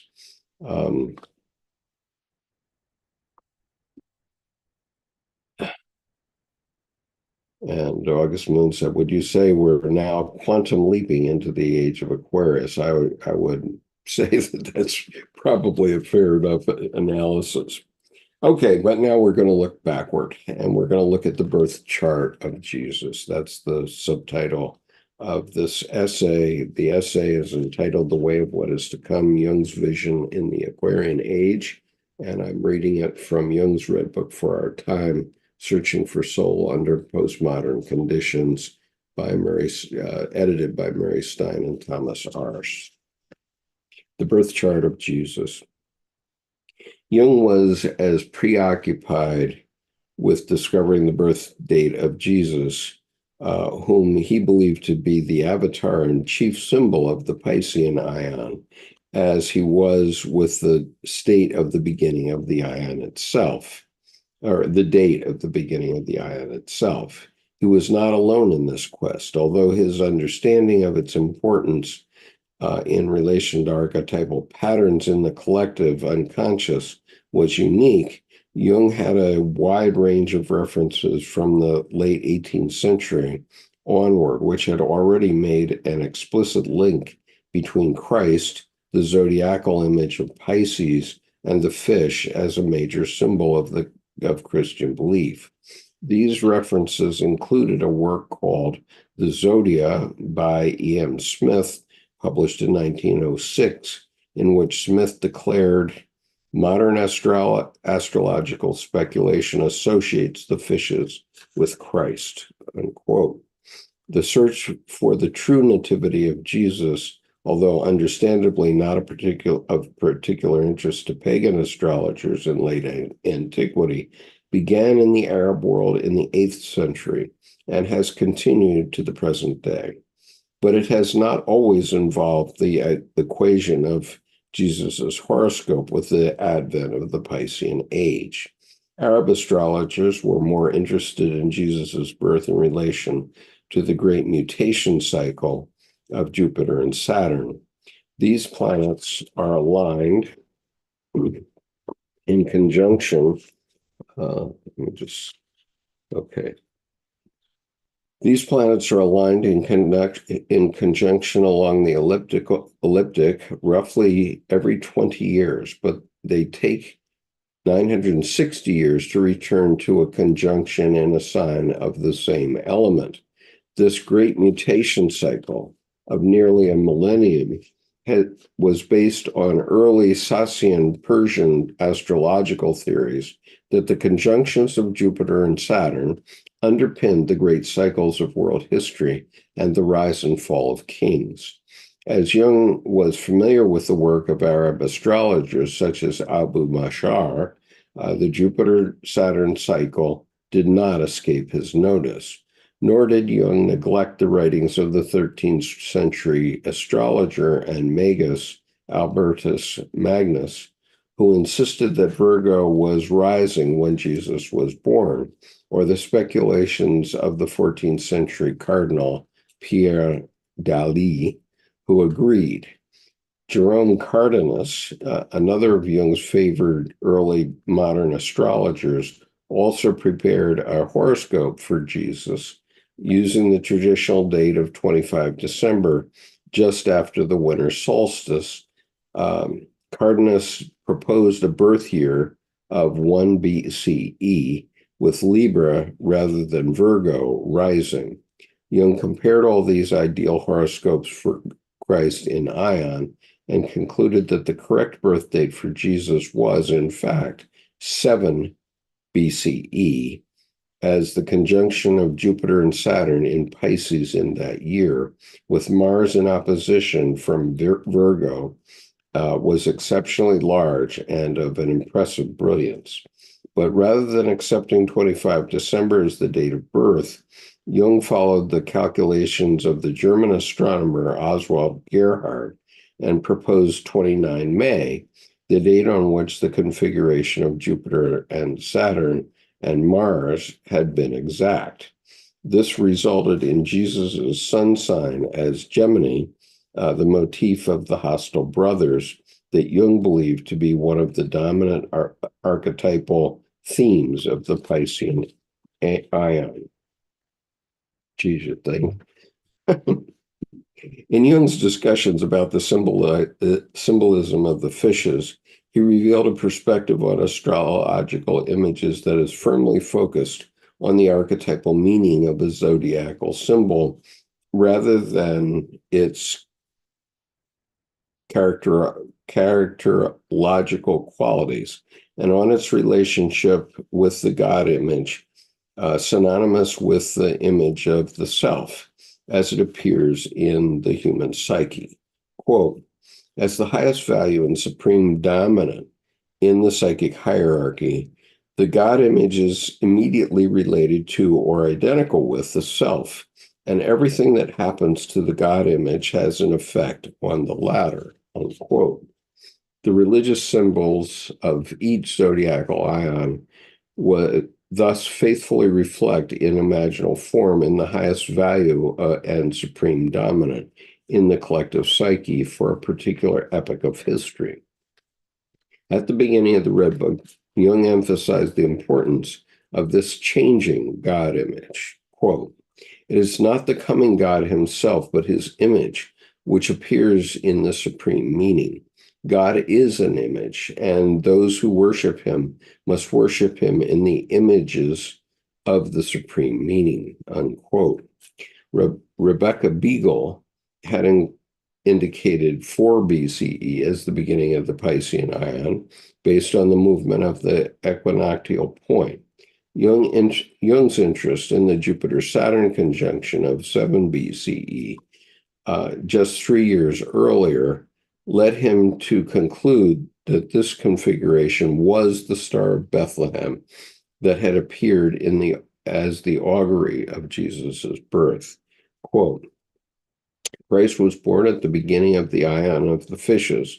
It is by no means ruled out that there were educated Christians who knew of the conjunctio maxima of Jupiter and Saturn in Pisces in the year 7 BC, just as, according to the gospel reports, there were Chaldeans who actually found Christ's birthplace, unquote.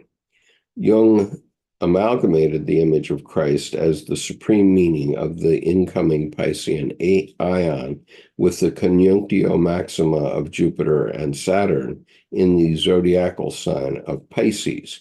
He viewed the approaching Aquarian ion as the epoch when individuals would interiorize the God image. Thus, he did not anticipate a new avatar for the new ion, but would manifest out there. He declined to adopt Steiner's belief in a second coming of Jesus or Annie Besant's expectation of a new world teacher, which is what Krishnamurti was. Annie Besant and Blavatsky were together in the Theosophical origins. Quote, we now recognize that the anointed of this time is a God who does not appear in the flesh. He is no man and yet is a son of man, but in spirit and not in flesh. Hence, he can be born only through the spirit of men, and I would say women, as the conceiving womb of the God, unquote.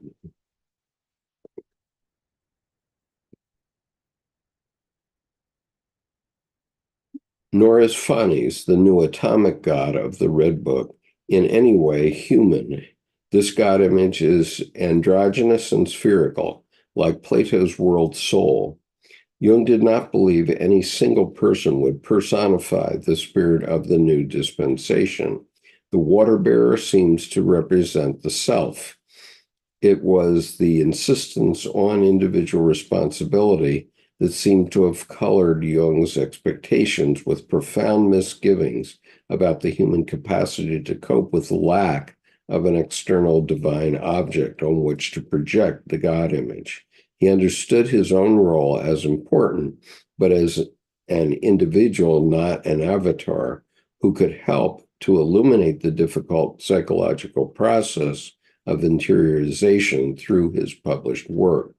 Jung's understanding of the Aquarian ion ultimately mirrors that of Alan Leo, who insisted that the inner nature and destiny of this sign is expressed in the one word, humanity.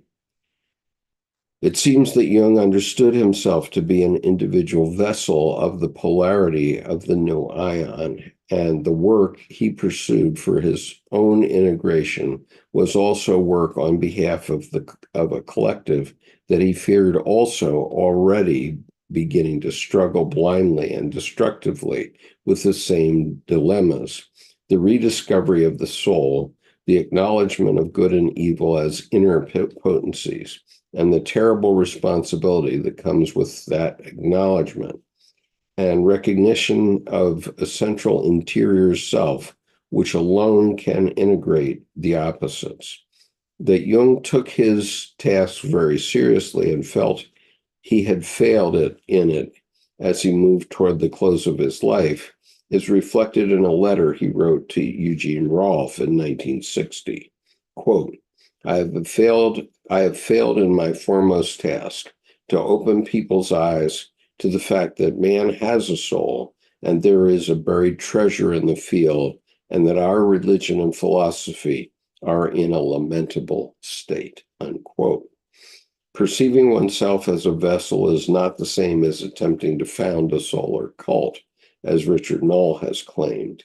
Jung appears to have viewed not only himself, but all those individuals with whom he worked and all those who might be influenced by his ideas in the future as potential vessels who could, through their individual efforts to achieve greater consciousness, help to facilitate the collective transition into the astrological ion, in which humans would be faced with the terrifying challenge of interiorizing and integrating good and evil as inherent dimensions of a previously projected duality of God and the devil.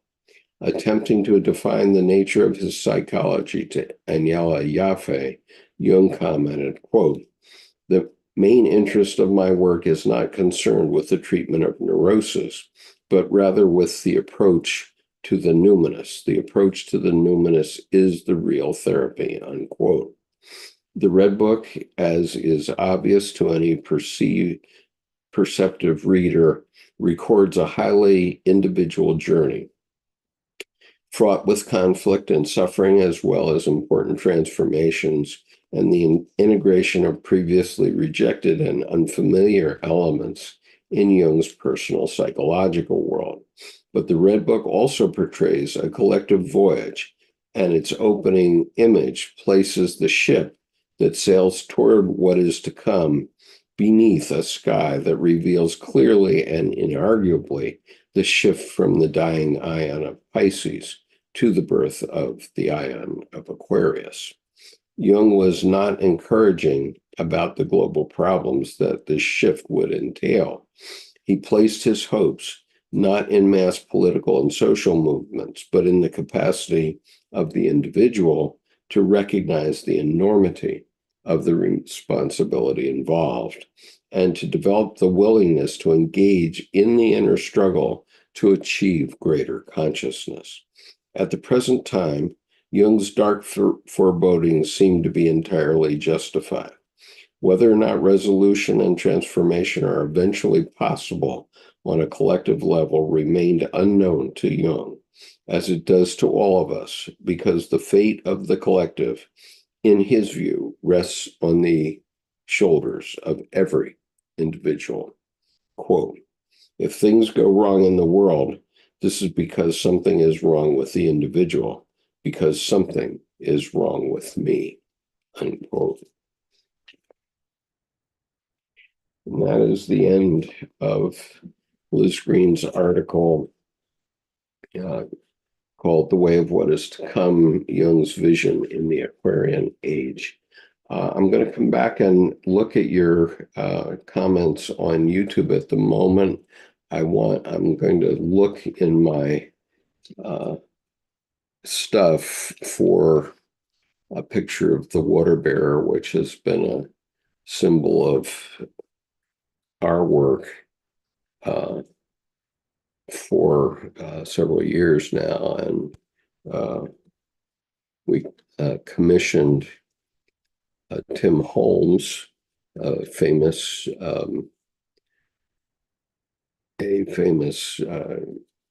sculptor artist in Montana, to create this sculpture. And I have to make this more accessible to myself, but I'm going to see if I can find a picture of it so that I can share it with you.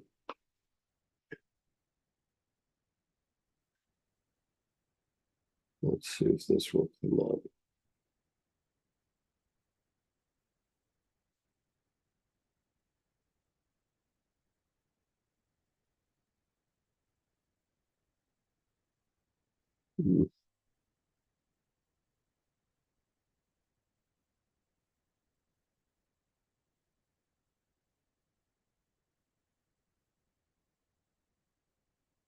And just go ahead and keep chatting while I find this. Okay, I did find one. Okay, so this is, I'm going to share with you, just a minute, I have to clear my screen of other things.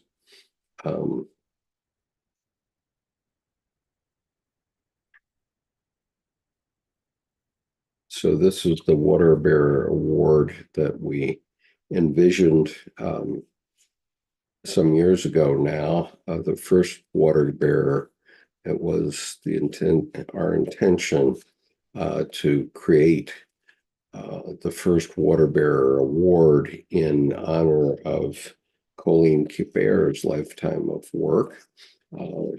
Colleen is a national treasure in our view, and has recently written the book Art and Spirit. And Tim, in this sculpture, Tim Holmes, has exactly captured the spirit of the water bearer, which is that here the water represents knowledge, and here wisdom, Sophia, is pouring down the wisdom of the universe to humanity, and humanity is receiving it. And so that is the Water Bearer Award, which we've now awarded about 10 times. As I said, it was originally intended as a gift, lifetime service award to Colleen Kiber, who has been a water bearer of Jungian psychology for decades, and whose work you should also be accessing. And so I'm going to put it in the YouTube chat, and you can find, if you would like to have a copy and you're not going to get one as an award from our Confluence group, but you would like to have a copy, you can go find it on timholmesstudio.com, and he has a series of water bearers available. And so anyway, okay, so let's go back.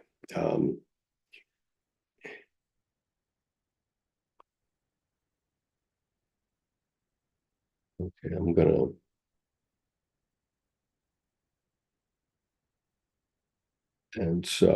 start with Cherie's comment.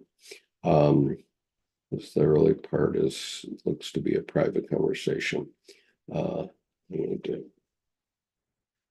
Okay, so Cherie says, quote, "I hope we can pay teachers the salaries they deserve. It's absolutely fantastic that we have given such a poor status level to the most important shapers of human character and development. Amen to that." And Cherie says, "We have in this country Jewel Plummer Cobb, 1924, American biologist and president of the of the California State University. Lisa Marie says, "I am the master of my fate. I am the captain of my soul." It's a quote from William Ernest Henley. And of course, this also was quoted in the movie about the freeing of Nelson Mandela. And Sherry says, beautiful.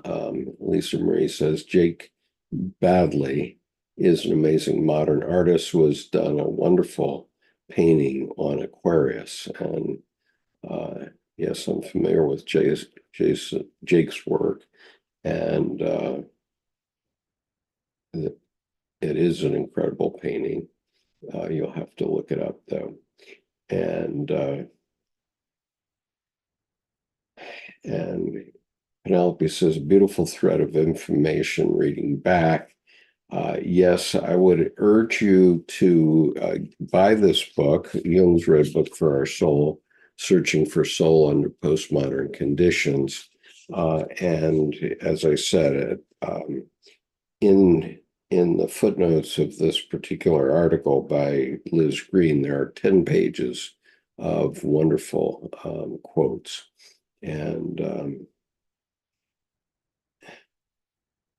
August Moon says, very meaningful artwork. Yes, he's done a lot of very meaningful artwork. I recently commissioned him to complete a work of art that best expresses the first verse of the Navy hymn, Eternal Father. I'm not prepared to share it at this time, but I will sometime in the next couple of months. Tim took it to the foundry last week and discovered that that the foundry won't be able to do the work until October, and he recommended that I save unveiling the work to until then, and so I've agreed in principle to do that, and hopefully, everything will work out. What could possibly go wrong, and we will see it in October. But in the meantime, Tim has many other beautiful pieces on his website, and Tim was the first American artist to have a one-man show at the Hermitage Museum, the world's largest museum in St. Petersburg, Russia, in 1993, after the fall of the Soviet Union. So he's an incredibly recognized sculptor, and I now have purchased several of his pieces that I love very much.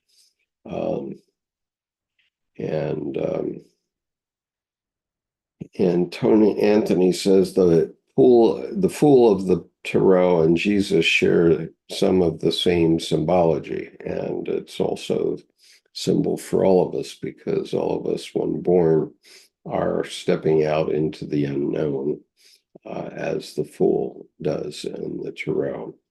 And Penelope, I agree with you, Churi, on payments to teachers.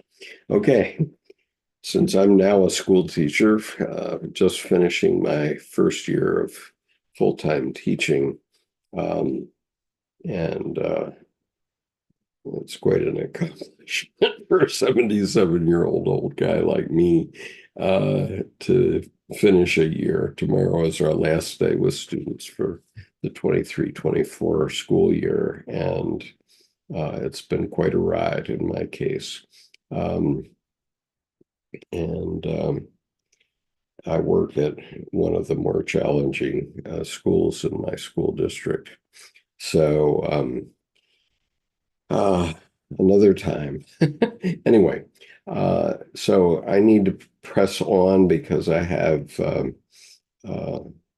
a party to go to, which is a dear friend who has just retired as the head scientist on the Mars program of NASA, and he's just retired. And so we are celebrating his retirement today. And so next week we will delve into an article by Stephen Heller. He is a famous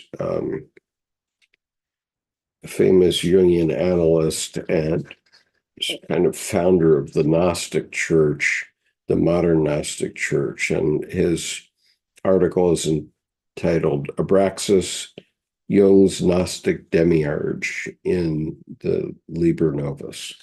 And so, and Stephen Heller is a long-time, very popular Jungian analyst and writer, and I hope you'll join us for that essay when next week. So let's see. August Moon says, I'm a newbie to the Red Book. Is the book you showed a good companion to start with? I would say the best companion will be the series of readings and commentary that Jordan Hoggart and I have done over the last 2 years in reading the Red Book. You'll find the entire playlist on this YouTube channel. And this series, Jung's Red Book for Our Time, Searching for Soul Under Postmodern Conditions, is a wonderful series, but it's showing various individual perspectives on Jung and the Red Book, and there's actually a total of 70 essays in the 5 volumes of this set. And I'm afraid that you will be drawn too far afield. What I would say to you is that you're probably best off just reading the Red Book yourself. Just reading it yourself and seeing how it sits with you, one chapter at a time. Don't try to make any fundamental comments on it to yourself until you've given it a chance, because as the series now indicates, there are 70 perspectives presented in this series by Jungian analysts, for the most part, Jungian analysts. I think they all may be.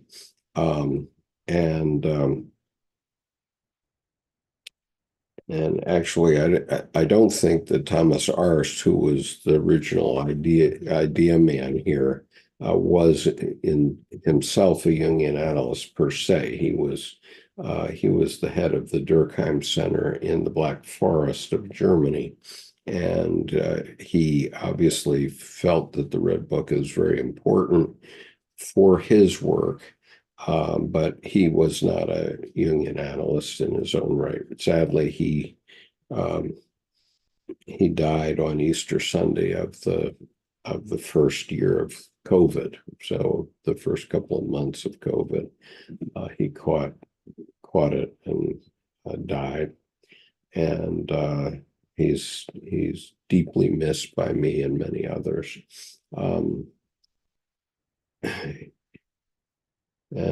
Let's see.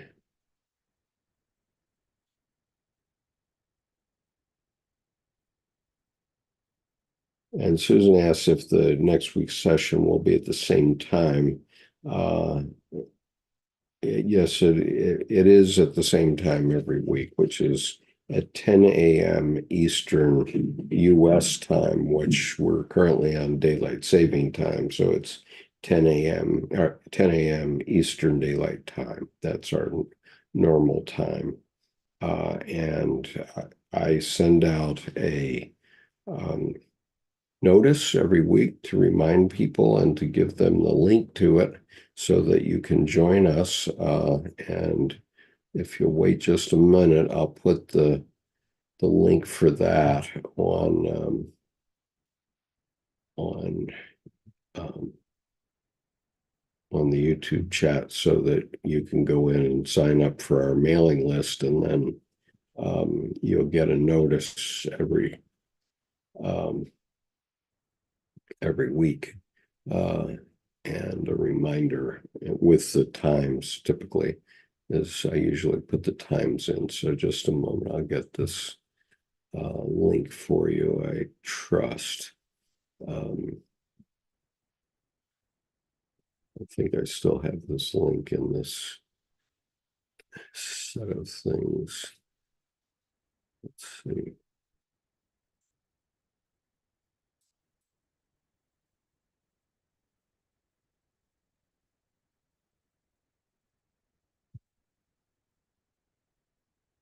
Okay, so here it is. This is the link to our MailChimp list. And so if you wish to be included in our mailing list and therefore actually join me and Jordan in our weekly conversations, please do. There it is.